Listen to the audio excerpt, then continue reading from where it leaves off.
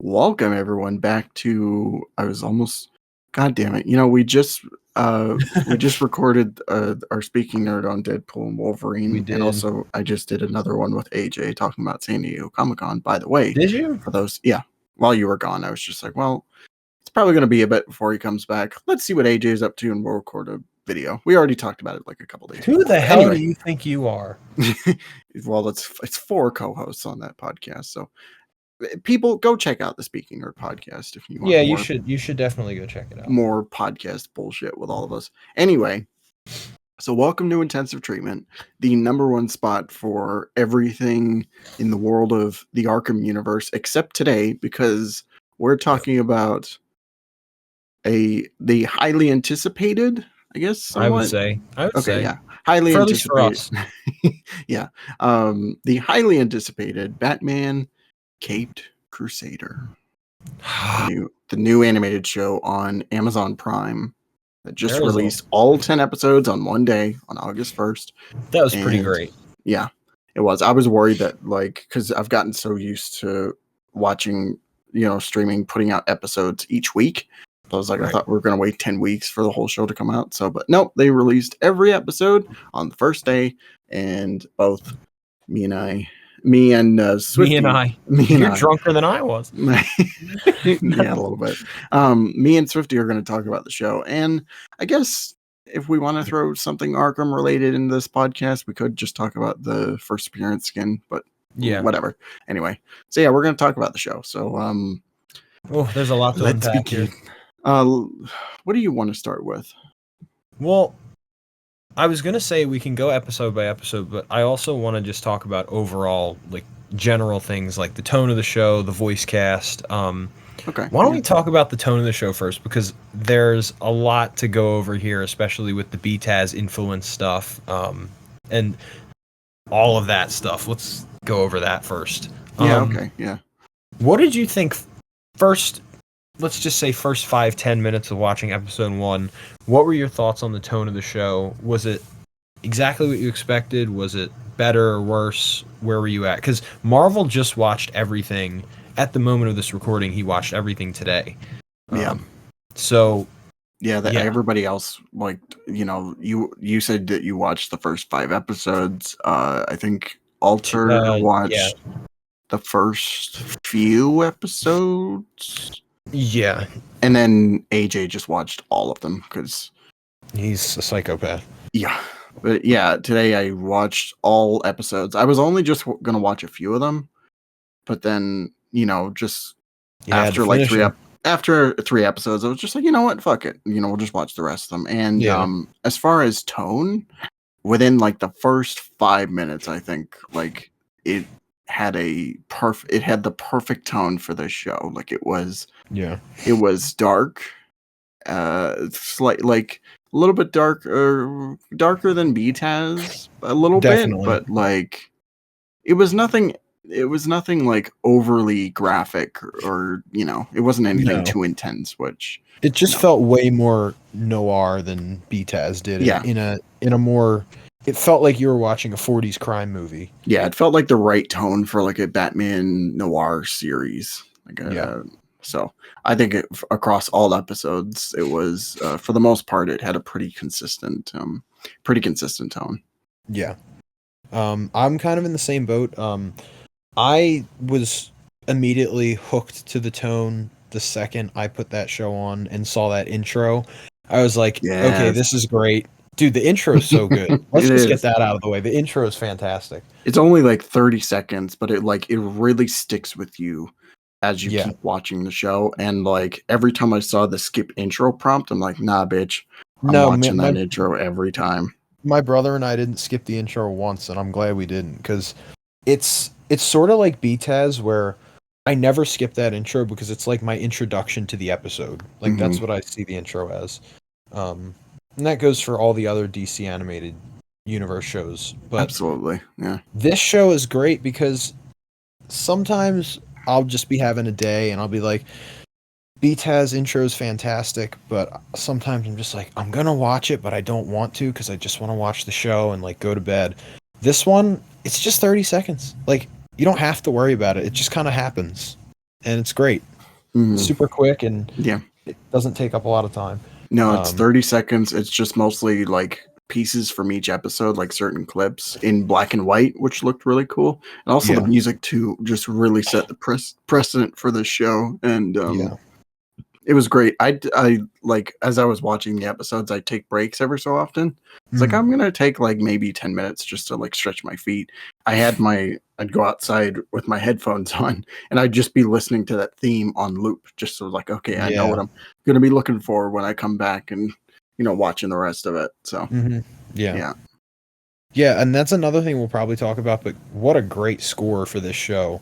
Oh they did such a good job at capturing that time period and the tone of this show within the music really well. And also just the overall noir setting, like it just felt like a very noir classic detective style movie from that time. So absolutely, very, very much appreciated of that. So how close tonally do you think this is to BTAS in terms of influence? Because it's like we both said, it's definitely darker, but you can definitely tell the major influence, and we'll get to this more later because there's more in the show that's influenced by BTAS, but specifically the tone for me, you can tell was super, super influenced by the animated series. It was definitely, there's a lot of influence from BTAS, not only just in tone and style, but also to me, it got to a point where even though, it took some elements from that, it also made it in a way that felt very much on its own. Yeah, it feels very original. Very original, very distinct from what came before with BTAS and stuff. It felt fresh. Like, it just felt like a fresh, like, thing that we haven't really seen in, Batman animation. Well, a little bit with certain pieces of it, but for the most part, it felt like it was what the whole show was trying to be, was just like a very classic old school noir detective type thing. And I think it did it pretty well, even on its own. Batman is a detective full thrown in this show. He is a full on detective, and we get to see the world's greatest detective in all his glory. Every episode he's solving a mystery in the Batcave. And it's nice to see all those old school things that he was using, all the old school technology. It was super cool to see Batman in a very stripped down nature, because we haven't really seen that ever except for in the comics. I love that. That was probably one of my favorite things, is that they really took advantage of the time period that they were setting themselves in. Like, this is straight like late 30s, early 40s type like environment, and it really makes you like, it transports you over into that time period to feel like you're actually there. Absolutely. And, they didn't circumvent anything. They didn't try to like, we're going to have computers and we're going to have like internet in 1940 Gotham City. It's just like, they're stopping full throttle. This is the 1940s, and we're going to treat it as such. Right. Like, that was great. It's all pen and paper, old school science technology, and all the way down from the buildings and the architecture to the cars that they're driving to he has a tack the clothes. For yes, evidence. Exactly. It's so awesome. And I think that's a forgotten treasure about detectives, for one, because that stuff over any like modern forensics technology makes you think of a detective. Is someone putting things on a board and sitting at their desk and like writing on paper and going through all this evidence they have and trying to crack the code of whatever they're trying to solve. What I like too is that the episodes, like, they're very much detective stories, and they try to circumvent you at certain points within the mystery. Every episode is a mystery in some way, and they do like these twists to make you think it's something when it's not. And you might think it's the obvious answer, which sometimes it is, sometimes it isn't, which is like just great storytelling, I think. I mean, a good example for me was the Clayface episode. I wasn't sure who the hell was Clayface. I wasn't even sure if it was Clayface. And, that whole, and we are going to discuss spoilers here, guys. So if you have not seen the show, click away or be a Chad and watch the video anyway. Yeah. But that Clayface episode was great because I didn't know if it was Carlo. I didn't know if it was the doctor. It had some really good turns in that episode. Yeah, they really tried to throw you off, and then in the last scene, like the last scene between him and Montoya, it's just like, oh wait, it was you the whole time, and you were also pretending to be these other people that we didn't suspect at all were, were Carlo. So it was great. It was never you. Well, And then not always. One of my other favorite ones was the Gentleman Ghost episode. That was my favorite episode. Yeah, because you think it's gonna be like the owner of the estate. Like that's what I thought. You thought it was that, and then it's just like, no, it's an actual fucking ghost. Well, it's Batman's plane. I'm glad you brought that episode up because I think this show did something that was really ballsy and that other iterations of Batman recently haven't been doing, and the show feels to an extent grounded because it takes place in the 40s. But that episode completely throws that away. They're like, no, this is still DC Comics. This is still Batman, and there's still a fantastical element to this. Yeah. And I originally did think, oh, it's going to be the owner of the estate. They're going to keep it relatively realistic, and they didn't do that, and I was so happy. I was like, holy shit, it's a ghost. It's actually Gentleman Ghost. This isn't a guy dressed up. So I'm glad that Matt Reeves, Abrams, and Bruce Timm are all leaning into that side of Batman, because I think that, as well as his morals, is a core element to his character. You can have a realistic Batman and have it be great. I mean, we've had many of those iterations recently in live action, but in this context, I think especially in the 40s, that aspect of it actually can make it even better. Yeah. So ghosts exist in this universe, and that's pretty awesome. Yeah, we've said this before on dozens of occasions and other videos, but to me, the quintessential Batman is Batman himself is very grounded, but he lives in a fantastical world. Exactly. Yeah. Everything Batman does is serious to Batman, but everything around Batman is kind of wacky. Yeah, it's just weird and like out of this place. Like, it's great. I mean, people talk about BTAS nowadays being a great iteration, and a lot of those people are the ones that say Batman should be grounded, and they forget that, like, there's legitimately a guy named Ra's al Ghul who can resuscitate himself from death from a pool of green liquid. The first episode of the show is Man-Bat. I know. like these things are not grounded in any way, shape, or form in reality. Yeah. So I'm glad they leaned into that, and they did it also with obviously the Clayface episode. And another great episode. I know we're kind of like going flip-flopping from episodes, but I think that's okay because we're just kind of going over everything. The Onomatopoeia episode was awesome. Yeah, that was really good. And that was another instance where the show did exactly what you were saying, where it kind of takes you for these twists and you're not exactly sure what's going to happen. And at the end of the episode, we think that Commissioner Gordon is the one who's being hunted by these mobsters, but it's actually Barbara Gordon who's being hunted the entire time. And that one of the cops that was with them, you thought was dirty, was an ally, but yeah, it ended up being dirty. And he was gunning for that reward too. So yep. And he, if I'm not mistaken, was in the other episodes in the show. I think so. Yeah. At least I think I saw him a couple times. Anyway. He might have had appearances. I didn't think he had any lines though, or at least I'm forgetting about them. But I think you're probably right about that. Yeah. But that was really good, and I'm glad they used villains that were not necessarily at the top of the food chain for Batman. I mean, Penguin is. Harley Quinn. Harley Quinn is. Yeah. What a different iteration though this time around. It was a really good one. I agree. I really like where they took her. And just on Harley Quinn, one of the things that I loved about this show is that they would set up storylines and then have them pay off later on. So like you see Harley in, I think it's episode 3 or 2. We see her a couple episodes before her actual before we actually see intro her as Harley as Quinn. Harley. You know what that reminded me of a little bit? What? Spectacular Spider-Man. Because that show had a really good thing where it would set characters up for what they would become later, like Otto Octavius and Eddie Brock as well. Yeah, that's a great connection there, because I didn't even think about that. Yeah.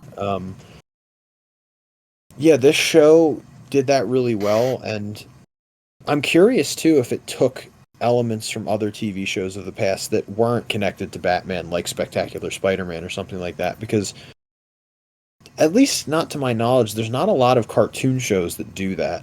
They kind of just throw in a villain.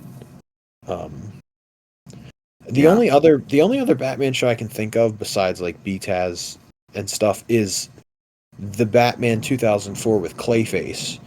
But other than that, I'm not thinking of any. I was going to say Beware the Batman, because that one had a similar thing where it's just like you'd see certain characters that would develop as time would go on. But yeah, that's true. Yeah, I don't know if it was them referencing other cartoons. It might have just been like just for the convention of the story that they were trying to tell. But yeah, really good job at bringing in villains that a lot of, I mean, other than people like us who read the comics of Batman and also have been seasoned with the animated series and other Batman shows and movies, they're not going to know who Onomatopoeia is. You know, or Gentleman Ghost for that matter. Who the hell knows who Gentleman Ghost is? Yeah. But apart from them, I was pretty cut and dry with like recognizable villains. I mean, we had Penguin, who we could talk about her for a second.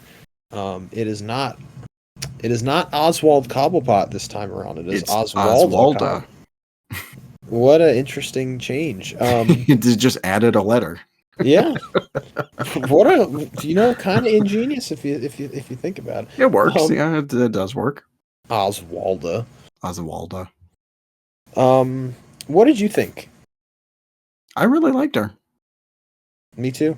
I wish she could have shown up. Like, the thing about this show is that it's a week to week style, so it's always like a new villain each week, but in the background there's always some connective thread. There's the whole show is just like there's a connective plot line going on, and you'll see it as you continue along. But usually the whole thing is just having, week to week certain villains. I wish we could have seen some of these villains show up again. Like Oswalda, for example. I wish she would have gotten like at least a mention or a cameo or just something, because she's the villain of the first episode, and she makes a pretty good impression on you throughout. So yeah, she does. And she is so evil. Like, she is. God, she's evil. She killed her own son. Yeah. In the first like 10 minutes. Yeah.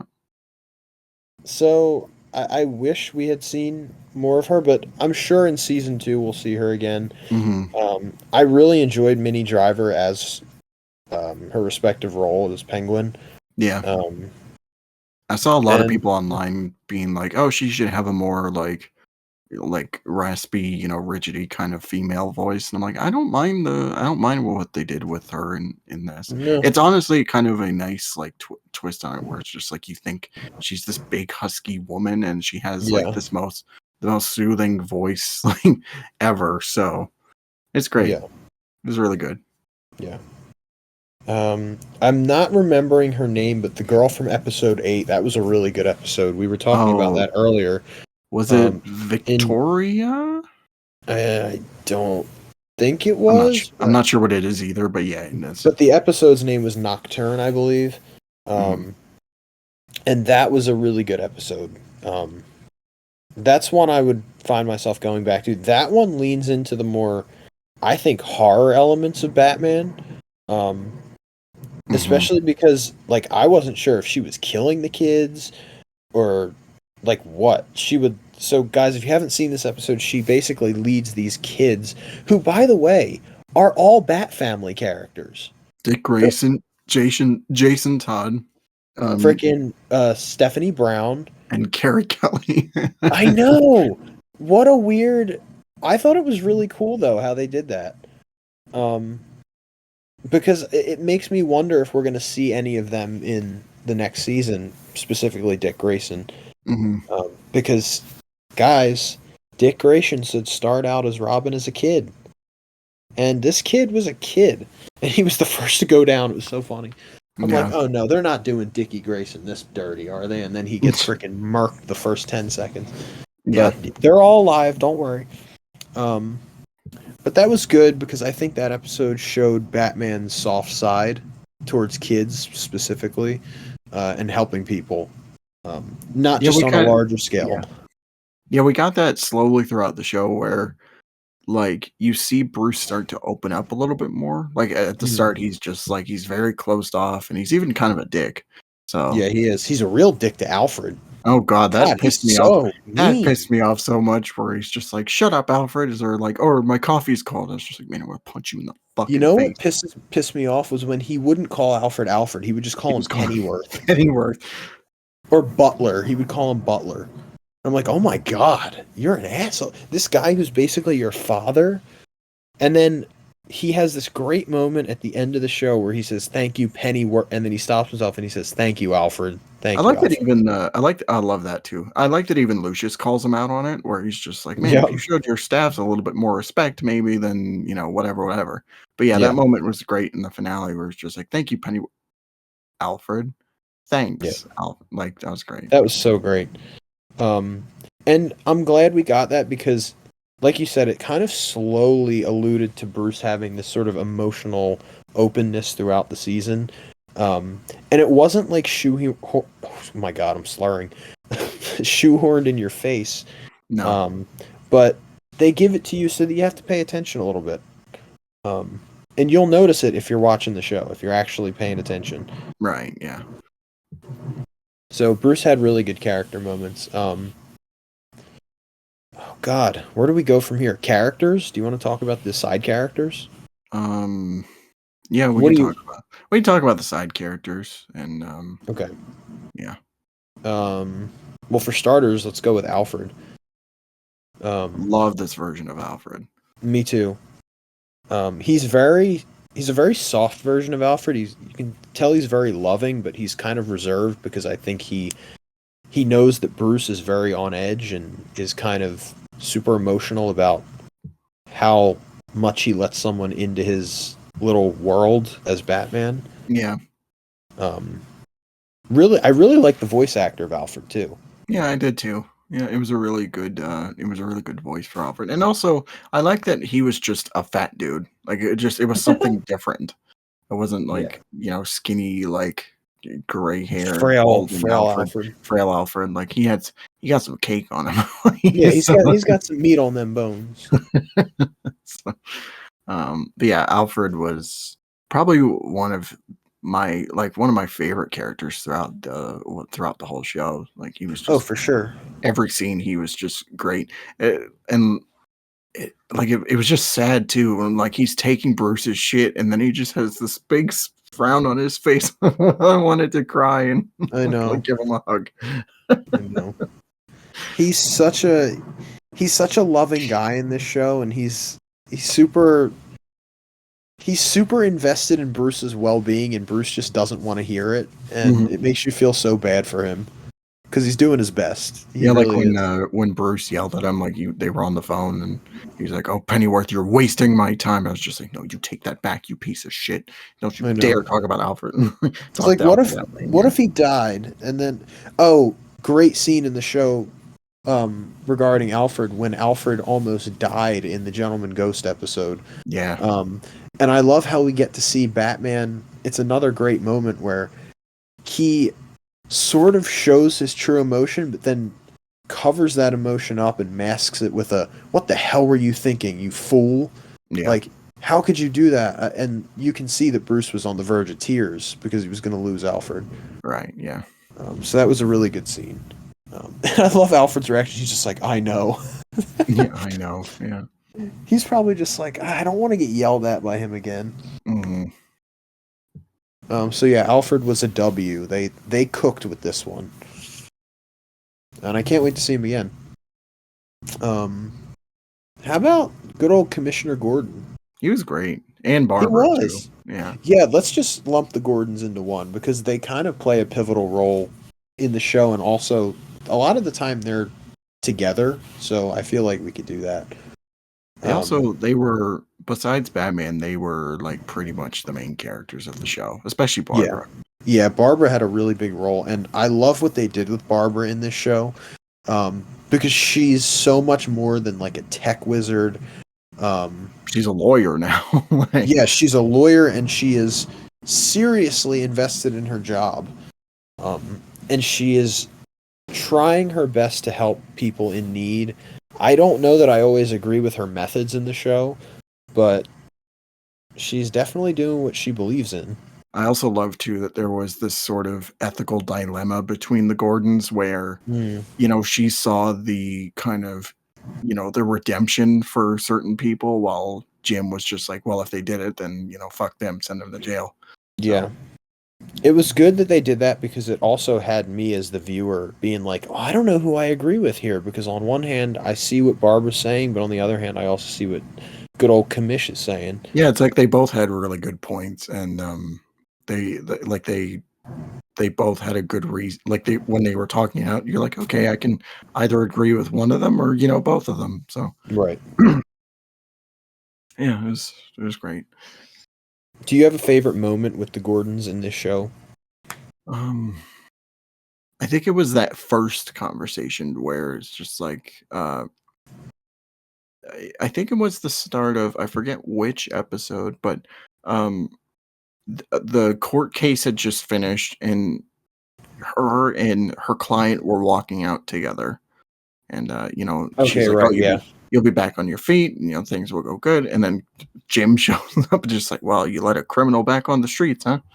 So Yeah, and it's great because right away we kind of get the dynamic of what we're going to be seeing in the rest of the show. yeah, and we also note too that they're a very loving, like father-daughter duo. Like they both Yeah. really care about each other. Yeah. So it wasn't And we can there was no like kind of resentment or anything. It was just like, no. we both love each other, but we also disagree on certain aspects of our lives. So They did a good job at showing Gordon's stubborn side in this show, mhm. especially that onomatopoeia episode. Oh yeah. He wouldn't listen to Barbara, almost to the point where he didn't care if other people's lives were in danger because he just wanted to stick to his job and Mhm. do what he knew, which was protecting people. And Barbara was like, "Nah, fool, do your shit." So, and he ultimately listened to her. Thank God. Thank God. But yeah, really, really good characters, and I can't wait to see more of them as well. Who do you want to talk about next? Montoya. We'll talk about Montoya, I guess. Sure. She was great. Yeah, Also, she was really good. another really good character. My only gripe with her in this show is that we didn't see enough of her after a certain point in the show. She kind of like dropped out, not completely, but as like a main character in like the fourth episode after she made out with Harley Quinn. She kind of like took a bit of a back seat, at least in my eyes. Yeah, yeah, that's fair. But she was really great.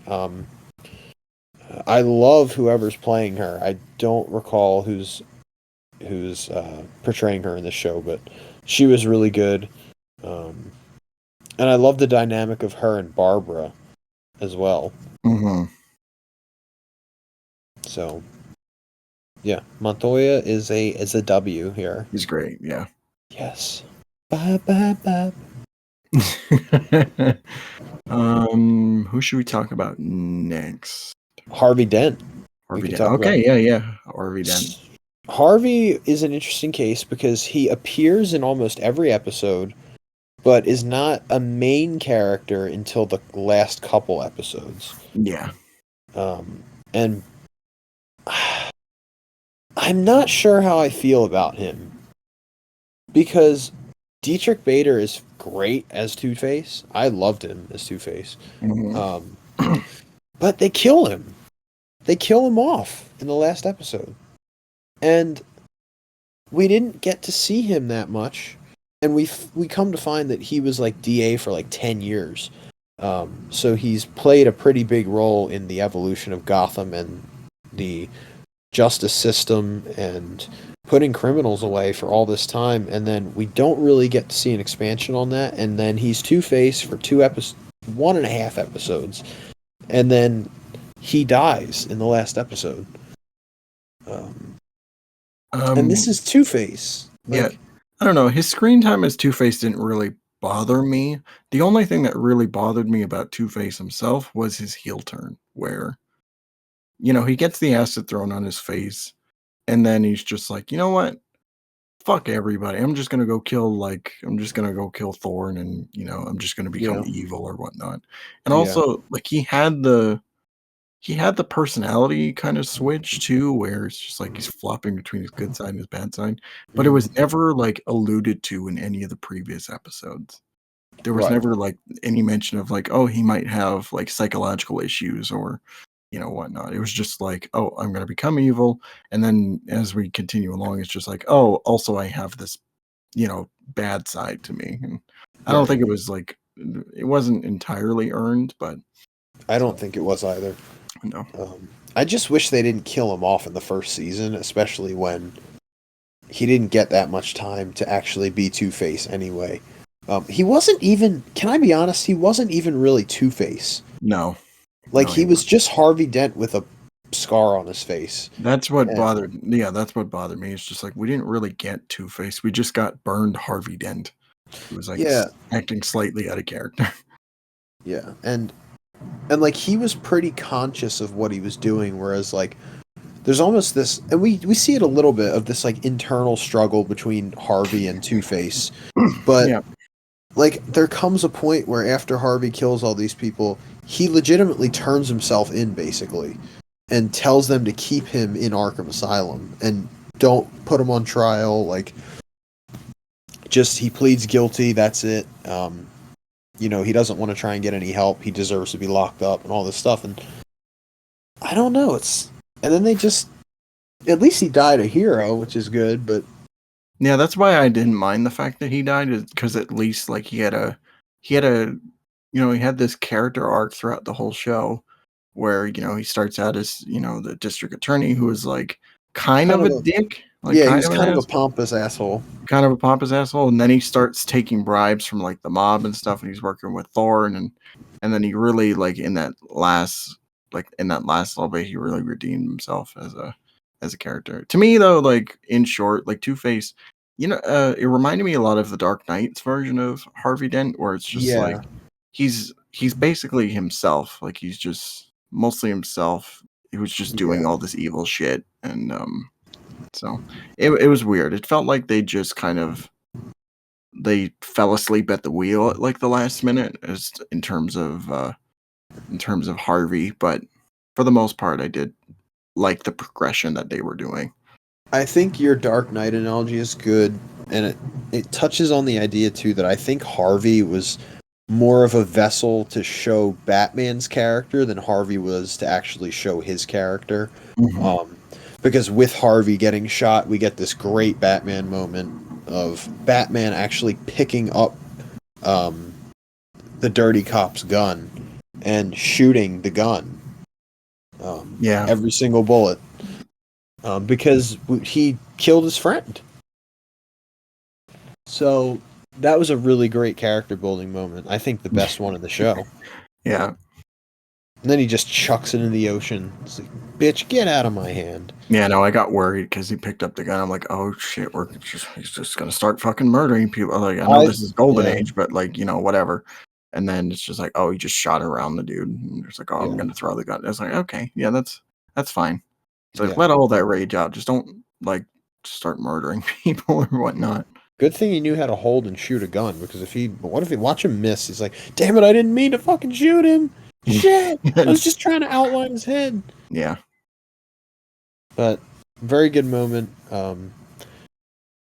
But Two-Face as a whole in the show is, he was okay. It's a little disappointing. Yeah. Yeah. Right. Catwoman. We can talk about her next. Another character. I wish she had more screen time. She gets an episode, but I wish she kind of came back. Yeah, it kind of felt like a waste. Like it just because it didn't really feel like Catwoman to me. It just felt Yeah. like this girl who was just like, I'm gonna throw on a cat suit and rob places. Like it didn't really feel like Selena Kyle at all. Yeah. Which is a shame because that dynamic is one of my favorites in comics. And Yeah.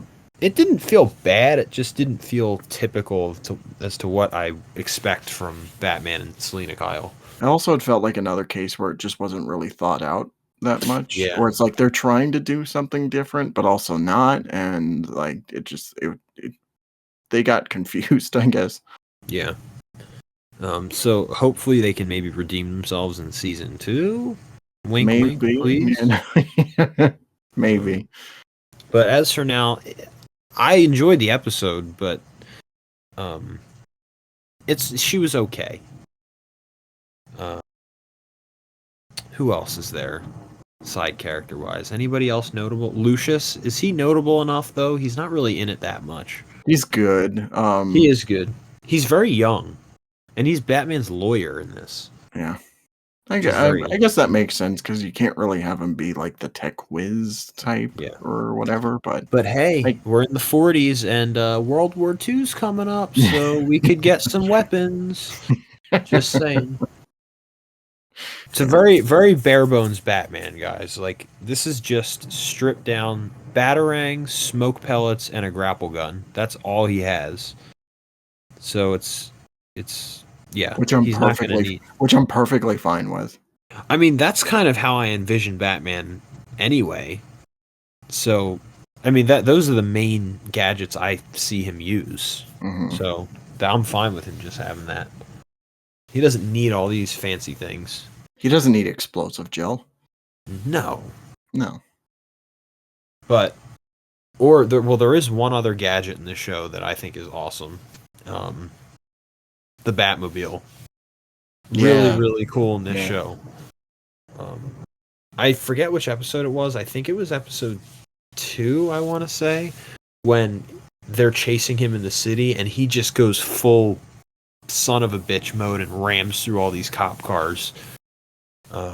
With the thrusters on the Batmobile. It was awesome. Yeah, So good.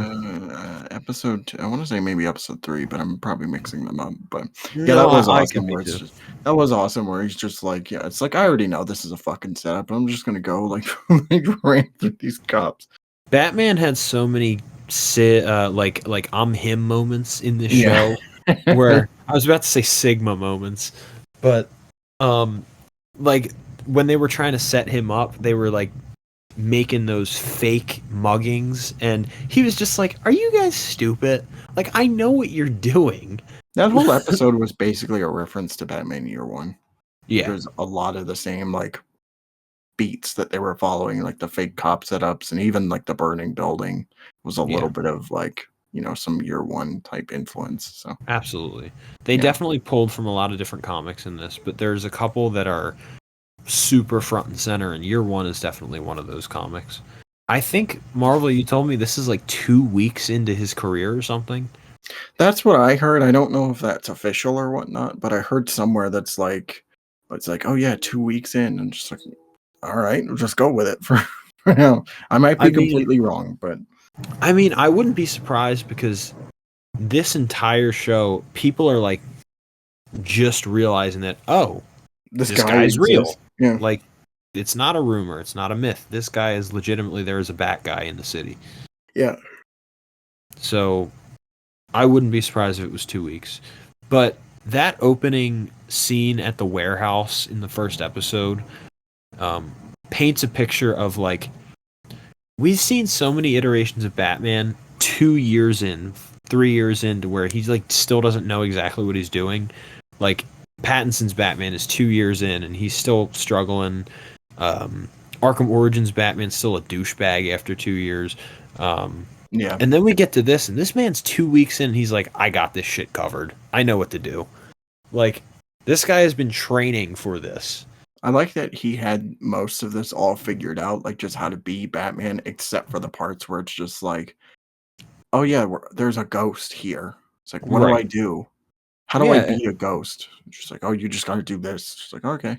That was great too. I love how they slowly start to incorporate him having allies and people he can trust, because now we have a whole world in this Bat universe of other characters that could potentially return and be allies in the future.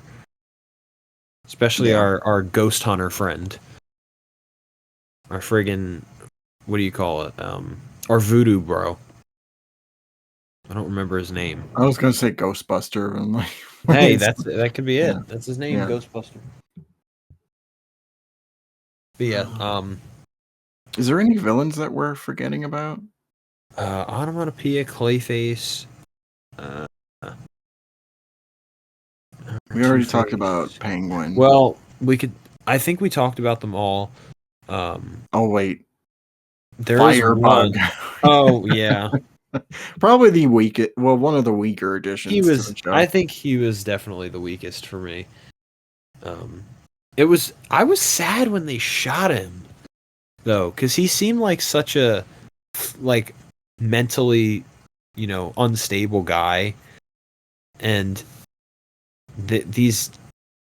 I can't stress enough how much I hate Harvey Bullock in this show. Like, I want him dead in this show. I want someone to just put out a hit on him. Yeah, they made him a dirty cop, which is just like, well, that's an interesting direction to go with. I was hoping they wouldn't do that, because I love Harvey Bullock because he's one of the few good cops in the GCPD with Gordon, but he just has this stigma against Batman. But we know it's like the J. Jonah Jameson thing. Like, he does secretly like Batman. I hope that he gets a redemption in later seasons. Like, I don't know that I want him to, because he's done some horrible shit this season. Yeah, but also at the same time too, this is like Flash was kind of like in his ear mostly. Like it's some things like some things he didn't really want to do, but Flask is just like, go ahead and do it anyway. So yeah. Why does he just kill Flask? Yeah, I know. Just like, so there maybe could be a redemption there, but we'll have to see. Yeah. But so yeah, Harvey Bullock is dirty. Flask is the other, for sure, dirty cop. He's just a fucking villain. Like, he's just a he really is fucking villain. Yeah, and it's a shame because Gordon knows, and he can't do anything because he doesn't have solid evidence against them. And after they kill Firebug, it's just like, oh, we're gonna put these two in charge of the task force. I'm like, oh, you dirty bitch, you fucking mayor. Oh, I hate him. Yeah, that was terrible too. Because as soon as Bullock was responsible for that death mostly, and then he gets the limelight, hero cop saves the day and kills Firebug. I'm like, oh my god. Yeah, that little 4'9" insect got freaking demolished by this fat salami eating Italian dirty cop. So yeah, but Firebug was definitely that was probably my least favorite episode. There was parts I liked, but overall it was not my favorite one. Should we go by episodes? I feel like we've talked about all the major characters. Yeah, the only one I just want to mention real quick, who is not in the show, but he gets a cameo at the very end of the show. We see our first look at their version of the Joker, which I was glad they did it that way, in sort of like a year one way. Yeah. Where it's like, he exists, but we're not going to show him off yet. I don't like the voice at all. What was up with that deep ass voice? I'm kind of digging it, especially because it seems like the direction that they're going in is like first appearance Joker, who was very serious and not very he's not Joker at all, basically. Right. I kind of want to see what they do with that. I'm looking forward to what they do. I'm not going to judge the voice actor now, because he didn't say he didn't even say a sentence. He just said 2 words. We didn't even really get a good look at him either. No, we just saw his eyes and his hairline. That's it. So I'm excited. It's the Joker. It's the Joker, baby.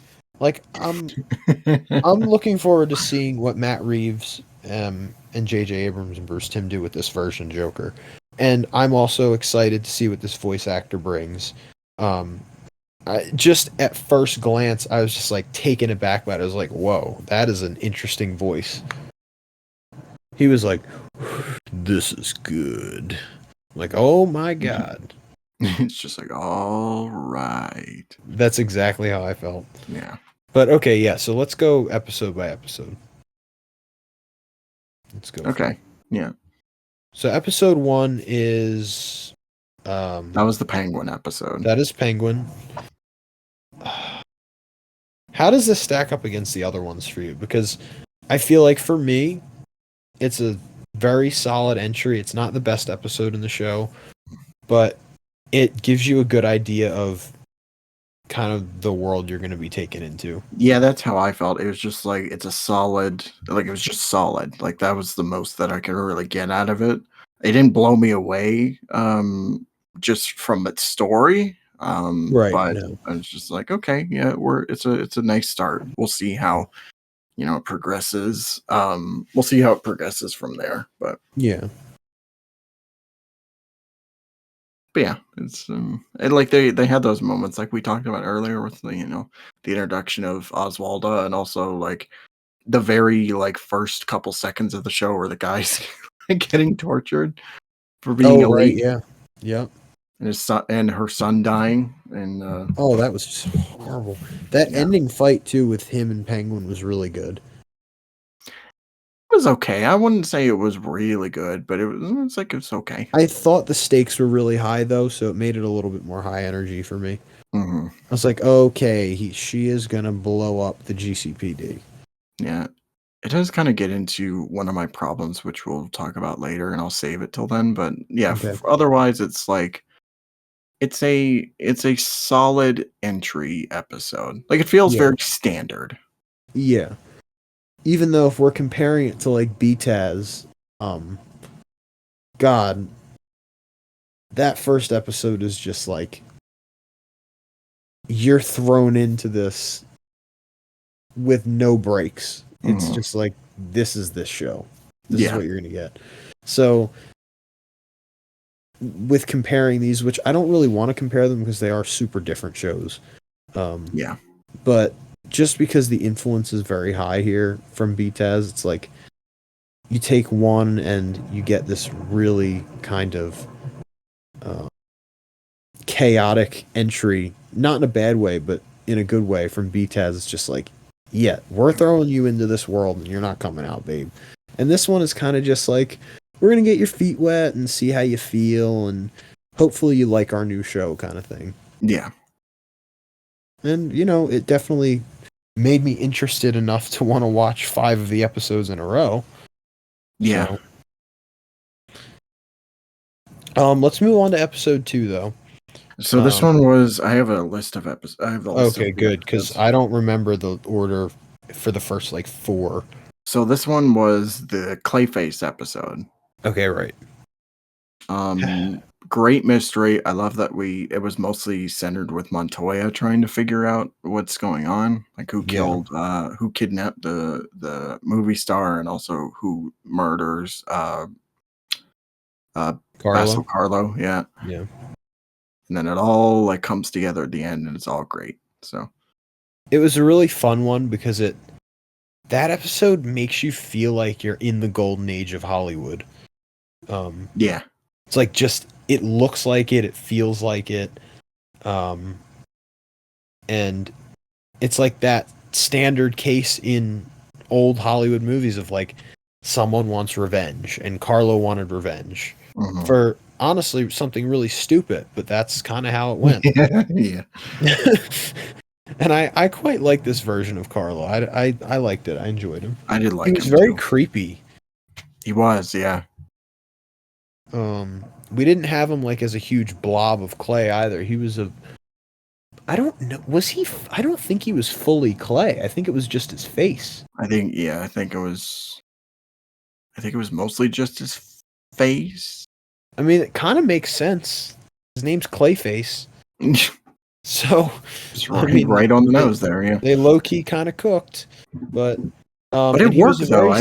It did work did. though as him as like this, this you know, that kind of early 40s like murderer type.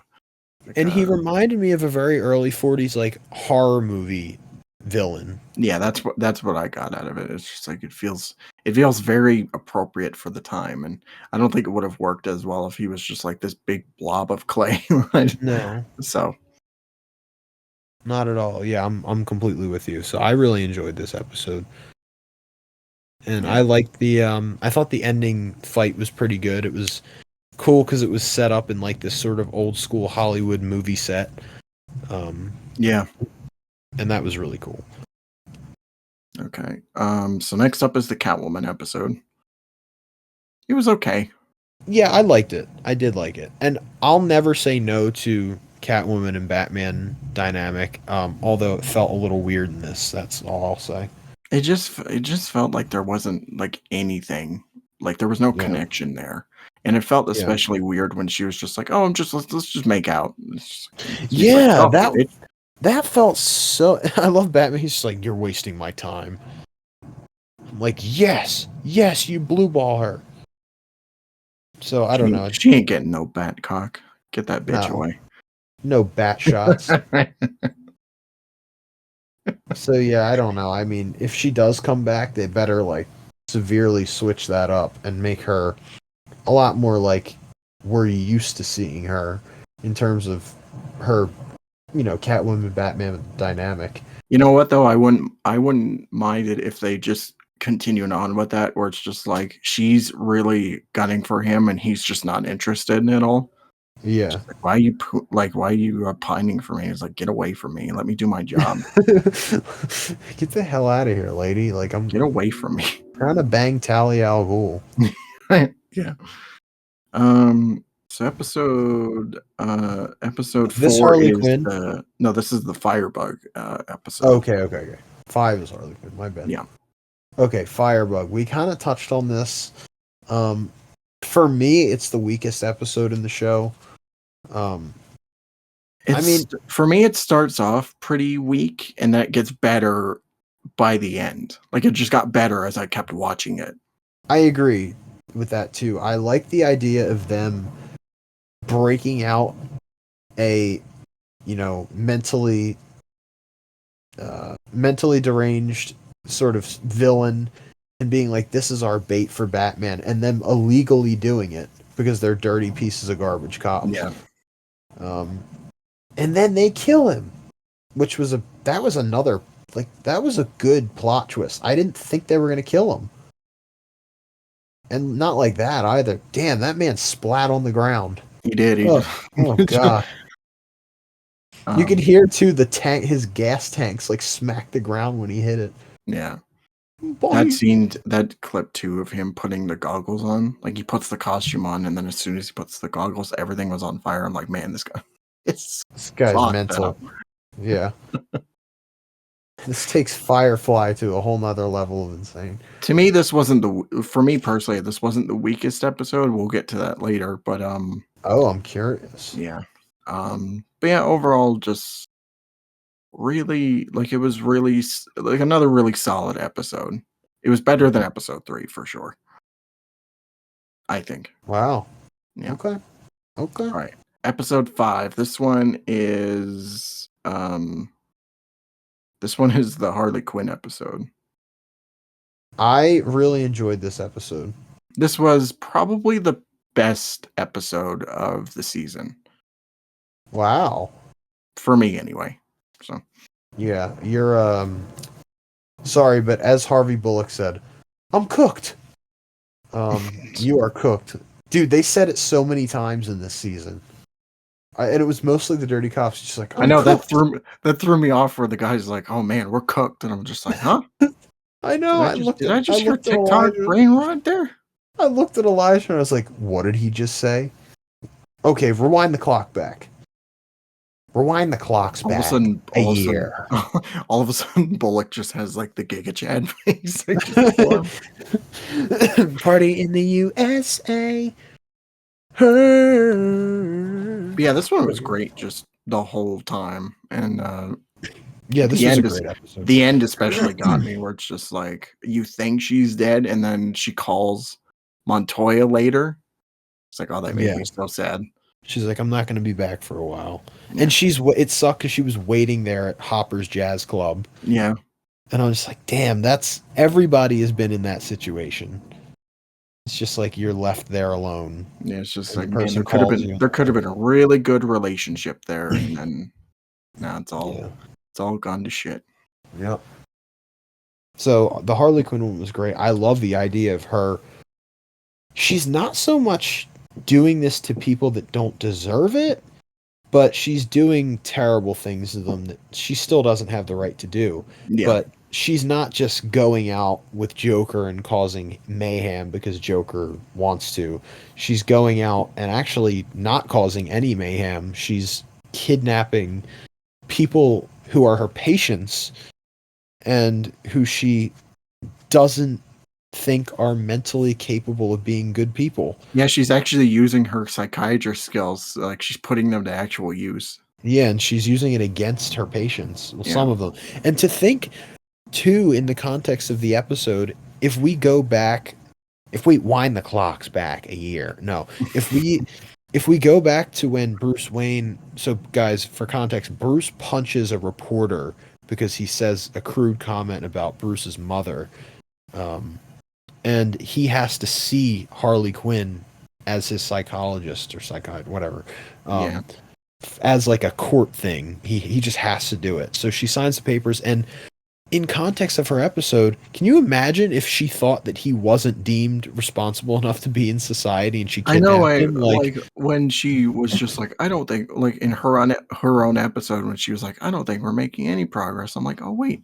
It's like, I heard this, and it's like there was a thing in the other episode, but yeah, that would have been interesting if it was just like all of a sudden it's just like, bam, you're not fit, and I'm gonna put you in this torture chamber or whatever. So, but it's like one of those moments where you look back at that and you're like, oh my gosh, if Bruce had said one wrong thing, she could have,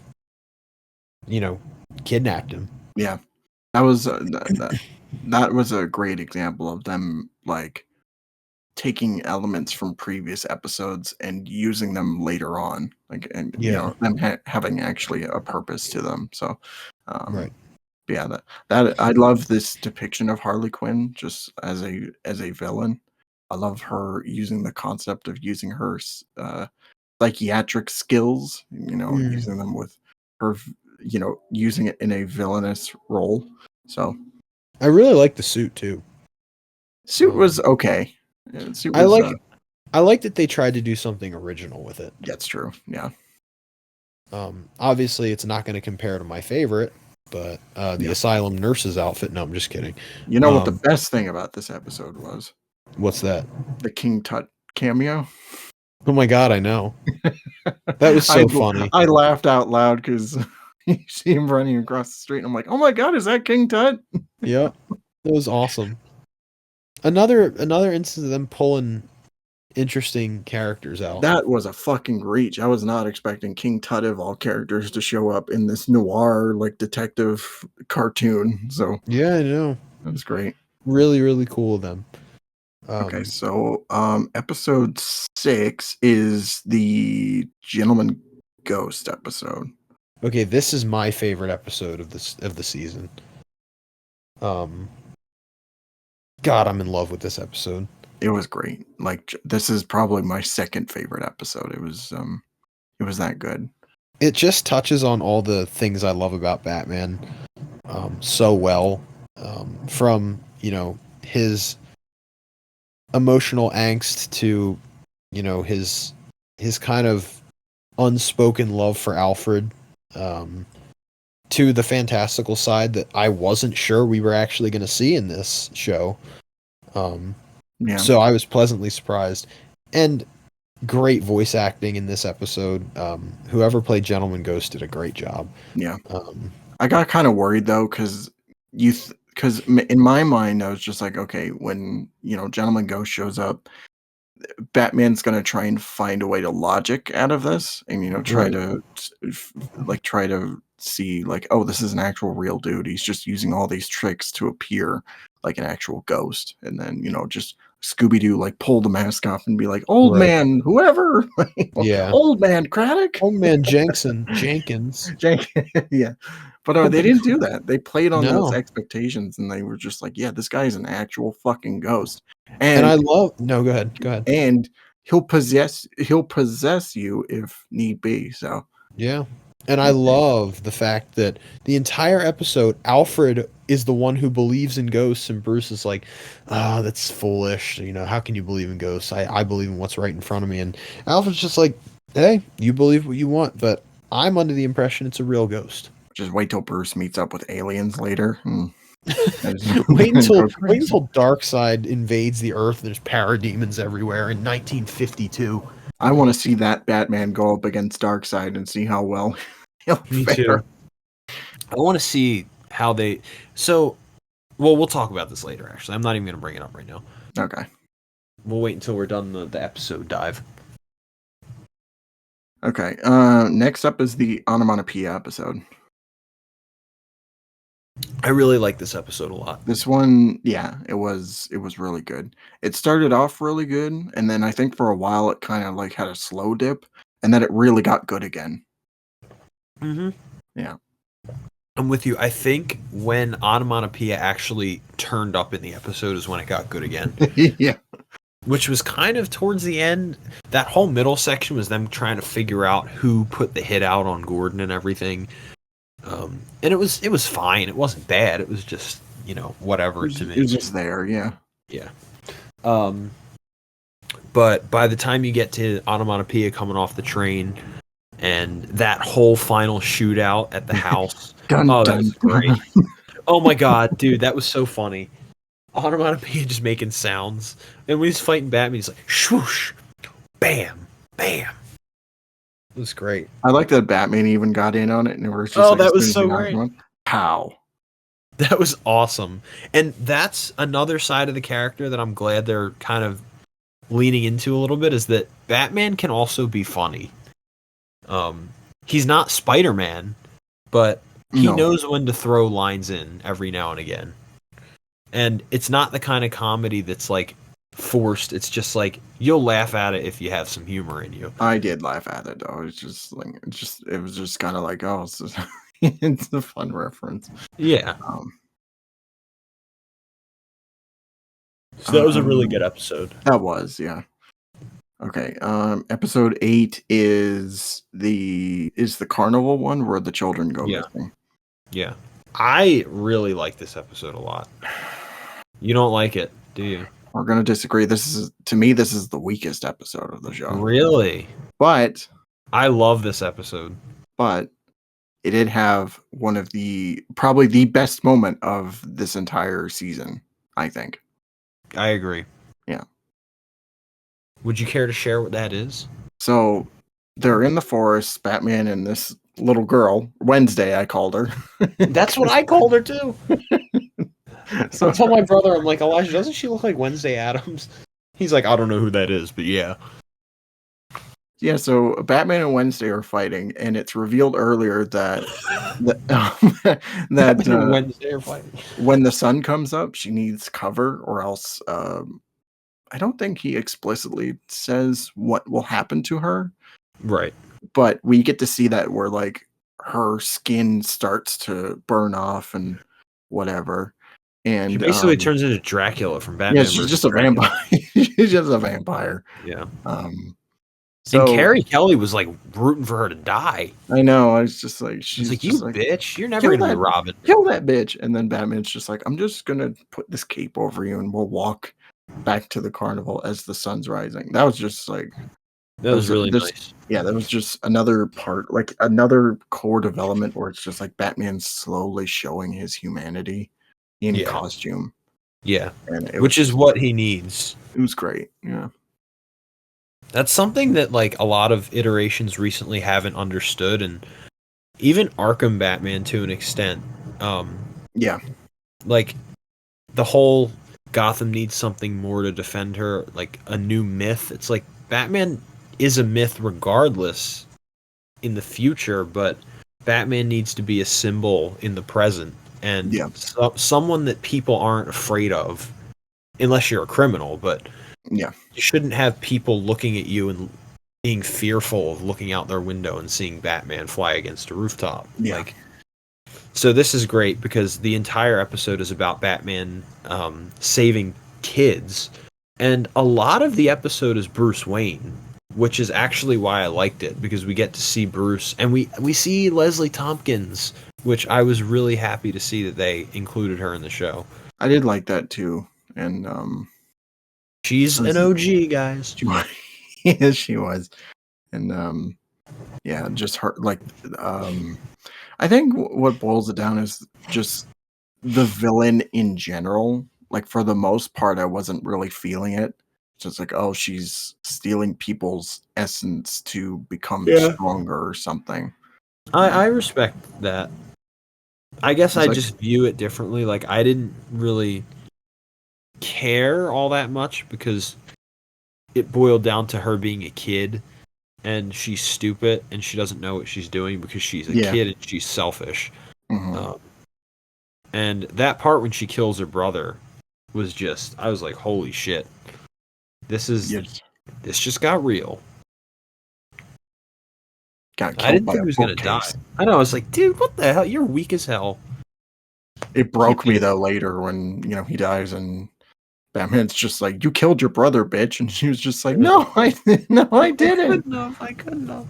So it threw me back to like a Baby Doll, for example, where it's just like that ending. Yeah. Because to me, that moment of like that kind of realization, and then Batman just kind of caring for Wednesday, is probably one of the best animated Batman moments ever, I think. Yeah, me too. Right up there. And I think especially like towards the end when Uncle Fester came in, it was really good. No, but yeah, great. I really love the episode, but that moment specifically is, I agree, a really top-notch Batman moment. Yeah. Okay, should we move on to? I sort of see these last two episodes as a two-parter. But episode 9. Yeah, they could be. In my mind, it was just like kind of one big long episode. Like it was just an hour-long episode. Yeah. But yeah, they're the Two-Face episodes, which episode 8 ends with Harvey getting splashed by acid, and then the next episodes are just like his slow kind of downfall. Yeah. To being a villain. They were good. They were good. Yeah, they were. I thought they were fine. They could have been better, but I think by the time you get to the end of episode 10, it became like great. But everything before that, I think 10 was definitely stronger than 9. 9 was good, but it didn't like scratch the itch that I wanted from a Two-Face episode. Like it's nowhere near the Two-Face episodes in BTAS. Like not even close. It's not even like those are works of art. Those are like in a league of its own. Like this doesn't even compare. No. So 9 was fine. I like how we do get to see sort of Two-Face and Bruce's relationship as friends, especially that first part of episode 9 where Bruce is inviting him out to dinner and stuff, which is also something that I wish we'd seen more in the show generally, is their friendship. And that was something I always thought the Telltale games did really well, which we haven't seen as much before, was besides Batman and Harvey's allegiance, we don't really see much Bruce and Harvey all that much. Not really, no. But what did they do? They did what we didn't want. They fucked it up. They fucked it up. No, but it was fine. Episode 9 was fine. You want to move on to 10? Unless you have something to add to 9? Not really. Well, like honestly, though, I kind of just lumped them, like you said, I just kind of lumped them both together. So. All right. Well, yeah. So I think the very end is really great, though. The 10. The end. The very end of 10 was really good. Most of episode 10 though was just kind of like it felt very drawn out. Yeah. At least to me. Like if you were gonna have like a finale with Two-Face, I think the very end of 9, grand. the very end of 9 would have been a better like ending. Right. So I agree with you. We're in allegiance with this. Yeah. Where do we go from here? What did you I know that you said you wanted to talk about something. I don't know if you had already talked about it. You said it was something that you weren't a fan of. Was it episode 8? Is that what you were referring to earlier? No, I was going to talk about something. Well, it's just kind of more on a it's more a problem with the series in general. I was going to ask you if you had any issues with the show, like any big glaring ones.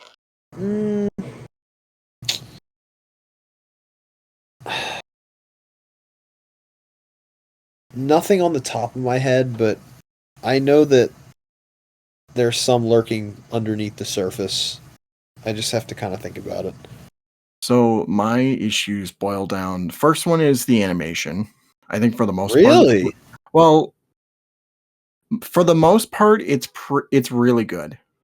But there is some occasions where it can feel really stiff, and I find that I agree. in some of the fight scenes, especially, are the most noticeable.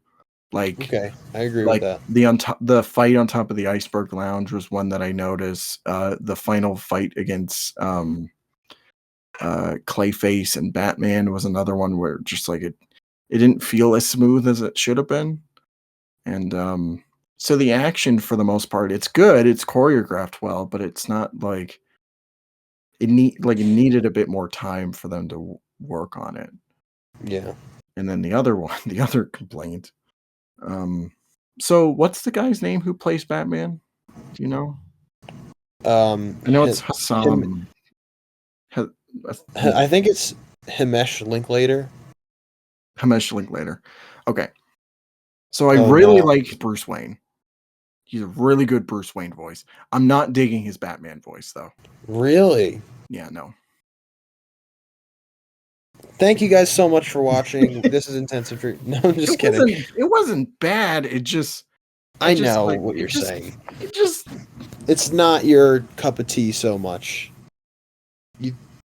I understand what you're saying. It felt stiff. Like it's just some lines where where he's talking to like Alfred or something. It's just like it needed another take. You know what I mean? It's just I do. It was weird.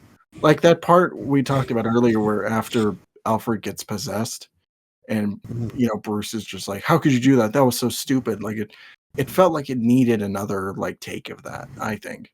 Really? Yeah. There were just all these bits, like him doing his Batman voice, where I'm just like, that didn't really sound right, but they went along. They went along with it anyway. Is Bruce Wayne though really good? I love his Bruce Wayne voice. I liked his switch up a lot for when he went from Batman to Bruce. Oh yeah, there was definitely a noticeable switch up and a really good switch up. But I feel like his Batman voice needs some work. Definitely. I think. I'm hoping that he'll be able to refine it by the time season 2 is released. If it doesn't get recast. Yeah, I know. I really like him as Batman personally. I agree there were some lines that felt stiff and probably could have used another take, but I felt a lot of the time I kind of liked his more monotone version because he's still a very secretive, emotionally locked up Batman that doesn't really show a lot of emotion necessarily. So I don't mind how he's very cold and kind of just has these sort of monotone one-sentence answers to everyone else.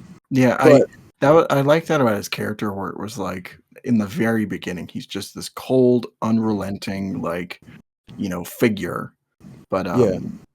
but yeah, his voice, it's just like I kept watching him, like I was hoping that it would get better, but for me, it didn't really Did it didn't really get any better. It just kind of stayed the same throughout, even when he was like opening up more. yeah. So yeah, Well, but here's to hoping that he gets a more refined voice by next season, mhm. even if it's just altered a little bit. Maybe something that's a little bit smoother. And yeah, maybe he could be like, "Ah, man, I'm a gambit. I'm like the gambit, you know. Yeah. Hey, I'm the Dark Knight." Yeah, but okay, those are valid complaints. I think those are pretty valid. Um, should we go final thoughts on the show? Yeah, sure. Okay. What are your final thoughts? So I think this was great. Like it was a fantastic time. I got kind of worried the first like 4 episodes because I was messaging them as I was watching, and I'm like, well, it's good, but it's just not like it's not BTAS level good, or at least I Right, wasn't liking it the way they were. And then right. as I kept watching it, like it was like, okay, I'm starting to see the vision here.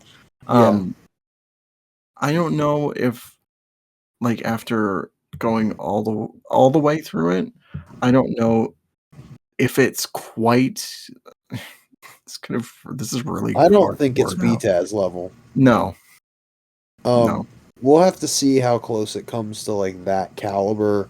And by the way, everyone, nothing will ever be BTAS level. BTAS set a standard that cannot be touched from other Batman animated shows because it did everything it needed to do. Um, Yeah. but in terms of like, It's an amazing show, but for me, I didn't love it the same way that everyone else did. Like it was like yeah, almost there. It had yeah. everything going for it, but just by the end, I was just like, yeah, it's really good. It's a really Well, good, like it was a really hmm, good first season.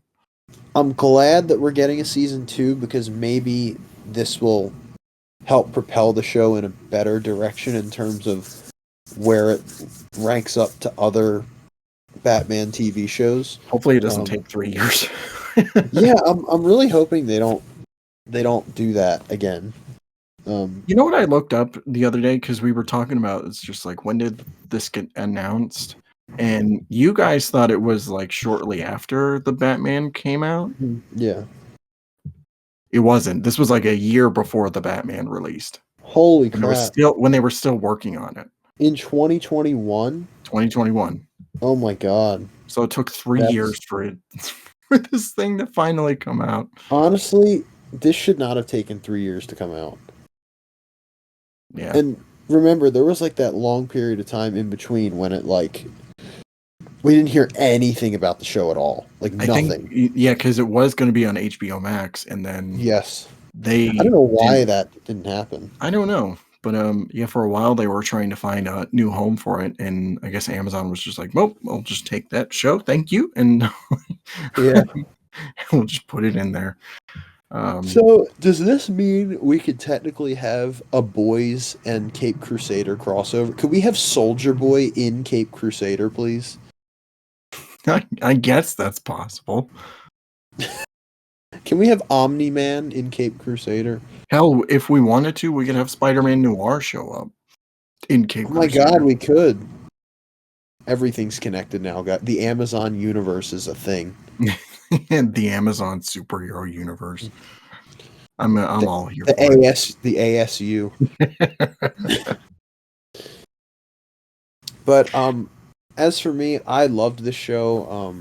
I'm really happy with it. I hope that it gets the press it deserves, and I hope more people will watch it.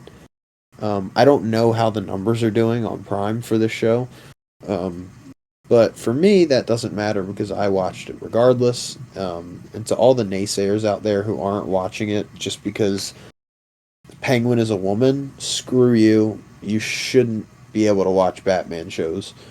Um, Yeah, there's some weird complaints about the show that I've seen, like like you're right, like Penguin's a woman, or um, uh, you know, Harley's Harley's fat, Harley's or, Asian, and she's Asian. Harley's Asian, or like Barbara's black now. It's just like, come on, guys. Like, really? Like, who actually gives a shit? Like, why does it matter? Like, I just don't understand. I saw a review on Twitter was like, "Oh, Cape Crusader's woke trash," and I'm like, "No, it's Oh not." my god, I know. No, it isn't. Dude, it's so far from that. But if they would just actually watch the show and stop talking out of their ass, then they would probably know that. Yeah. But to the people that actually watch the show, or like us who did, I think both of us can confidently say we really enjoyed it, and I'm excited to see where it goes next. Me too. That's my final thoughts. Yeah, I'm really looking forward to what comes out next for this show. What comes out next? But that's where I'm at. Yeah, ladies and gents. But should we call it? Is that an episode? I think so. I think yeah. Is there Unless you want to talk about the 1939 skins again. Honestly, I feel like we've shit on them enough. Okay. That we'll let them rest in peace. Because, guys, let's just face it, they're both ass. They're both terrible skins. And the suit in Cape Crusader makes them look like a godsend. Dude, I love the suit in Cape Crusader. Oh my god, me too. It's so great. But yeah, so that's me. I think we'll call it an episode then. That's intensive treatment, guys. So what did you, the audience, think of Cape Crusader? Have you seen it yet? Do you not care? Do you love it? Let us know in the comment section down below. Oh, they don't care. No, I'm just kidding. Or they don't care about us, but yeah, okay, yeah. Yeah, that's true. But guys, on that note, please take care of yourselves, stay locked up, like, comment, subscribe, and we will see you all in the next intensive treatment. Peace out. See you later.